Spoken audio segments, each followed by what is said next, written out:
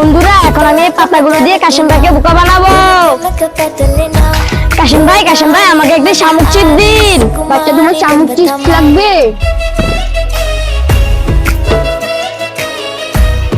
এই না তোমার শামুক চিপস। এখন আমি চিপসটি খেয়ে নি। তার আগে বন্ধুরা, তোমরা সবাই ভিডিওতে লাইক করে দাও।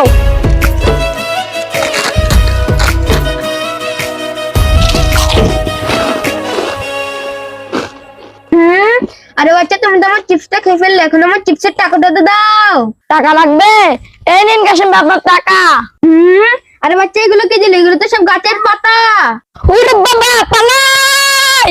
আরে বাচ্চাটা তো আমাকে গাছের পাতা দিয়ে পালিয়ে গেল।